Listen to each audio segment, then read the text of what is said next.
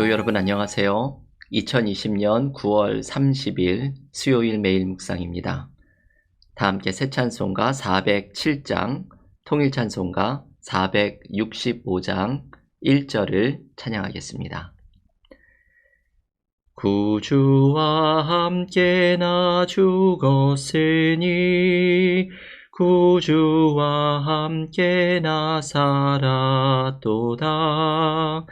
영광의 그날에 이르도록 언제나 주만 바라봅니다. 언제나 주는 날 사랑하사 언제나 새 생명 주시나니 영광의 그날에 이르도록 언제나 주만 바라봅니다. 아멘. 오늘 전교인 성경통독 33주차 골로새서를 함께 통독하시는 날입니다. 오늘 매일 묵상에서 함께 묵상하는 하나님의 말씀은 골로새서 1장 27절부터 29절의 말씀입니다. 골로새서 1장 27절에서 29절 봉독하겠습니다. 하나님이 그들로 하여금 이 비밀의 영광이 이방인 가운데 얼마나 풍성한지를 알게 하려 하심이라. 이 비밀은 너희 안에 계신 그리스도시니 곧 영광의 소망이니라. 우리가 그를 전파하여 각 사람을 권하고 모든 지혜로 각 사람을 가르침은 각 사람을 그리스도 안에서 완전한 자로 세우려 함이니 이를 위하여 나도 내 석에서 능력으로 역사하시는 이의 역사를 따라 힘을 다하여 수고하노라. 아멘. 하나님의 말씀입니다. 정교인 성경통독 33주차인 이번 주는 바울의 5개의 편지를 읽고 있습니다. 오늘 수요일은 골로새서를 통독하시는 날입니다. 골로새서는 바울의 목회의 여러 이야기들이 등장을 하는데 오늘 본문에서 바울의 목회관을 알 수 있는 대목이 등장을 합니다. 모든 목사는 목회를 하면서 자신의 목회가 어떤 목표를 향해서 나아가야 하는지를 늘 고민을 합니다. 오늘 바울은 자신의 사역이 어떤 특징과 목표를 가지고 있는지를 소개해 주면서 우리의 교회 목회에 도움이 될 수 있는 지표를 제시하고 있습니다. 오늘의 말씀은 단지 목사만 관심이 있는 말씀이 아니라 교회가 또 우리의 신앙생활이 어떠해야 하는지를 고민하는 사람이라면 오늘 모두 바울의 이야기를 통해서 큰 은혜를 경험할 수 있습니다. 바울은 자신의 사역의 특징을 3가지로 오늘 본문을 통해서 묵상하도록 초대를 합니다. 첫 번째, 바울은 자신의 사역을 위해서 고난을 받는 것을 기꺼이 감수하겠다고 말을 합니다. 골로새서 1장 24절의 말씀을 한번 다시 읽어보겠습니다. 나는 이제 너희를 위하여 받는 괴로움을 기뻐하고 그리스도의 남은 고난을 그의 몸된 교회를 위하여 내 육체에 채우노라. 이 24절의 말씀은 바울이 교회를 위해서, 목회를 위해서, 사역을 위해서 고난을 기꺼이 받겠다고 말을 합니다.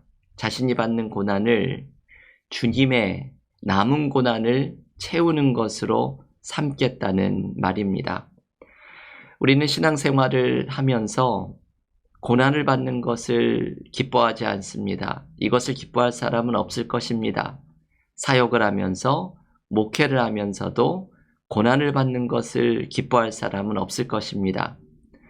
제가 예전에 한국에서 신학교를 다닐 때 어떤 교수님이 이런 말을 하였습니다. 그 찬송가 부름받아 나선 이 몸, 이 찬송을 신학교에 입학한 1학년들은 찬송가 그대로 부르지요. 부름받아 나서니 몸 어디든지 가오리다. 아골골짝 빈들에도 복음 들고 가오리다. 이렇게 찬송을 부르다가도 졸업반이 되면 이 찬송의 가사가 살짝 바뀐다고 합니다. 부름받아 나서니 몸 서울이면 가리이다. 이렇게 바꾸어 부른다는 것이죠. 목회도 대도시를 중심으로 생계가 유지되고 아이들 교육을 가르칠 수 있는 곳으로 가야 한다는 뜻입니다. 어려운 목회 자리, 생계가 유지하기 어려운 목회 자리는 가려고 하지 않는다는 것을 꼬집어서 말한 것입니다. 여러분, 그런데 바울은 고난을 기뻐하고 자신이 당하는 고난이 주님의 고난을 채우는 것이라고 생각한다고 말을 합니다. 바울처럼 목회를 할 수 있다면 교회는 아마 아무런 문제가 없을 것입니다. 교회에 문제가 생기는 것은 서로 고난을 받지 않으려고 하기 때문이지요. 유기성 목사님은 자신이 목회하면서 교회가 문제가 생겼을 때, 이때가 내가 죽어야 할 때이구나 라고 생각하면서 목회 위기를 이겨냈다고 말을 합니다. 여러분, 내가 죽는다면 교회의 문제는 일어날 일이 없습니다. 교회의 모든 문제가 해결되는 은혜를 경험하게 됩니다. 삶의 어려움 속에서도 예수의 고난을 내가 채우겠다는 마음으로 살아간다면 우리의 삶에는 생각하지도 못한 새로운 길이 열려지는 것을 경험하게 됩니다. 오늘 바울처럼 고난 가운데에서 예수님의 남은 고난을 채우겠다는 마음으로 교회에서 사역하고 또 신앙생활하면서 주님의 고난을 채우는 삶 속에 새로운 은혜가 찾아오는 기쁨을 경험하는 믿음의 삶이 되기를 간절히 기원합니다. 두 번째, 바울은 오늘 목회에 대해 알려주는 말씀에서 자신의 목회의 목표를 예수님을 전하는 것이라고 강조합니다. 오늘 본문 갈라디아서 1장 27절, 아까 읽었던 말씀이지요. 다시 한번 읽겠습니다. 하나님이 그들로 하여금 이 비밀의 영광이 이방인 가운데 얼마나 풍성한지를 알게 하려 하심이라. 이 비밀은 너희 안에 계신 그리스도시니 곧 영광의 소망이니라. 아멘. 여러분, 여기에 나오는 비밀이라는 말은 그동안 감추어져 있던 이 비밀을 전하는 것이 바울의 목회의 목표라고 이야기를 하는데, 이 비밀은 다름 아닌 바로 예수 그리스도입니다. 바울은 예수라는 비밀을 전하는 것이 모든 사역의 목표입니다. 그동안 예수라는 비밀이 감추어져 왔고, 이 비밀이 이방인인 골로새 교회의 이방인들에게도 전해지게 되었다고 바울은 말을 합니다. 그동안 유대인만 하나님의 자녀가 되었던 은혜가 예수님을 통해서 이방인까지도 하나님의 자녀가 되는 놀라운 은혜가 나타났습니다.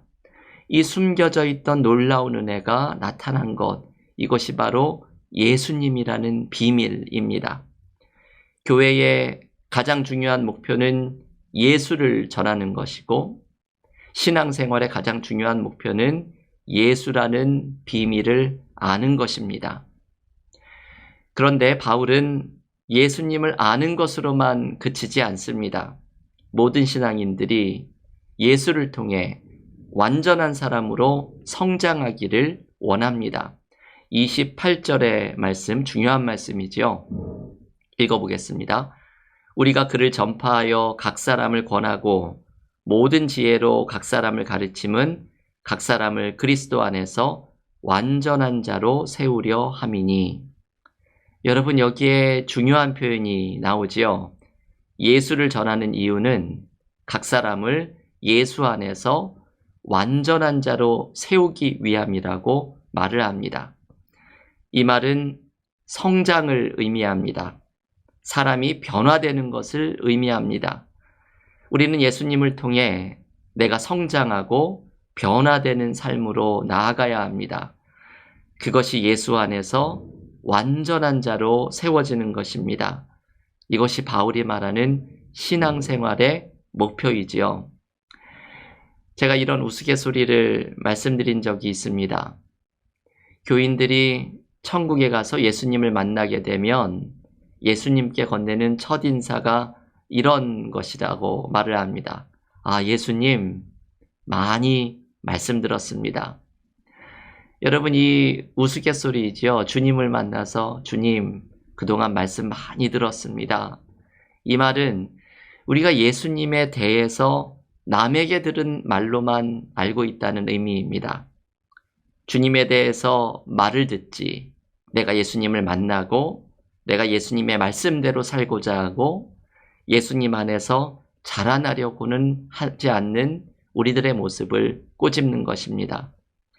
바울이 말하는 신앙생활의 목표는 하나님의 비밀인 예수님을 만나서 그 안에서 완전한 자로 세워지는 것입니다. 내 삶이 변하고 인격이 변하고 하나님이 기뻐하시는 모습으로 성장하는 것입니다. 이것이 바울이 말하는 목회의 목표이고 신앙생활의 목표입니다. 여러분, 우리에게 생명을 주시는 하나님의 비밀 예수님을 힘써 아십시오. 그리고 주님을 아는 데 그치지 말고 주님 안에서 완전한 자로 자라나는 은혜를 누리십시오. 예수 안에서 완전한 자로 세워지는 은혜를 사모하는 마음, 여러분, 이것을 사모하는 마음이 중요하죠. 이 사모하는 마음, 예수 안에 완전한 자로 세워지는 은혜를 사모하는 마음, 이 결단이 우리 모두에게 있기를 간절히 바랍니다. 마지막 세 번째로 바울은 중요한 것을 덧붙입니다. 이 모든 사역, 모든 신앙생활을 할 수 있는 원동력, 힘이 있음을 가르쳐 줍니다. 그것은 예수께서 우리 안에서 도와주시는 은혜를 경험하는 것입니다. 오늘의 본문 29절을 마지막으로 읽어볼 텐데요. 갈라디아서 1장 29절입니다. 이를 위하여 나도 내 속에서 능력으로 역사하시는 이의 역사를 따라 힘을 다하여 수고하노라. 아멘. 이 이를 위하여라는 표현은 앞에서 말한 말씀들이죠. 고난을 감당하려는 목회, 신앙생활, 각 사람을 예수 안에서 완전한 자로 세우는 목회, 그런 신앙생활, 이것을 의미합니다. 이를 위하여, 이것을 감당하기 위하여 중요한 것은 내가 감당하는 것이 아니라 내 속에서 능력으로 역사하시는 이, 곧 내 속에서 능력으로 일하시는 이의 역사를 따라서 감당하는 것입니다. 이것이 바로 중요한 것이죠.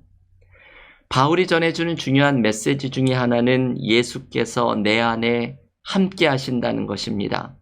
지난주에 묵상을 했던 갈라디아서 2장 20절의 말씀, 이제는 내가 죽고 내 안에 예수가 사는 삶, 이것이 바울이 전하는 중요한 메시지입니다.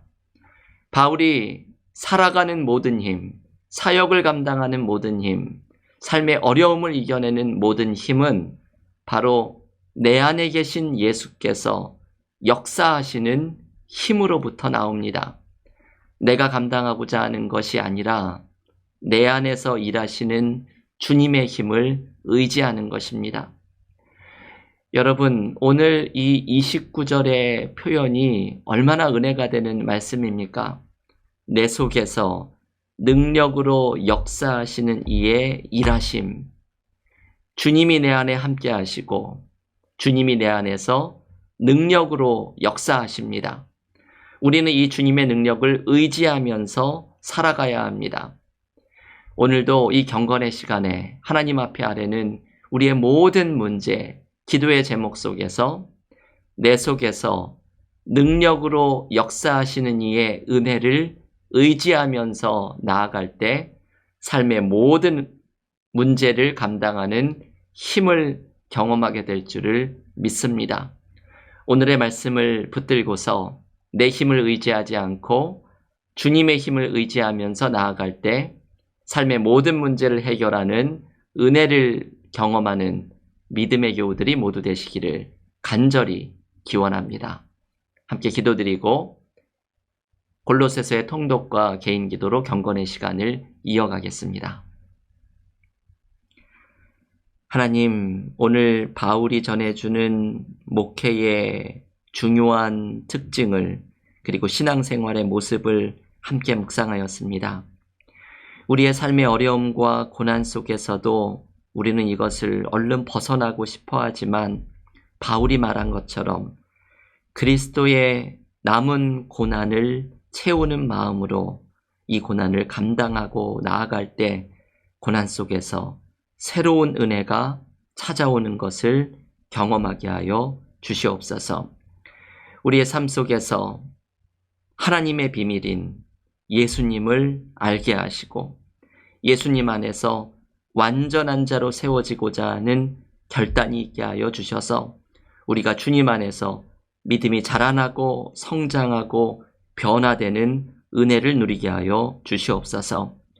이 모든 것을 감당하기 위해 우리의 삶의 모든 문제를 감당하기 위해 내 속에서 능력으로 역사하시는 이의 은혜를 의지하기를 원하오니 주님이 내 안에 함께 하시면서 나를 도와주시고 내 속에서 일하시는 주님의 은혜를 의지하며 삶의 모든 문제를 감당하는 믿음의 삶이 되게 하여 주시옵소서.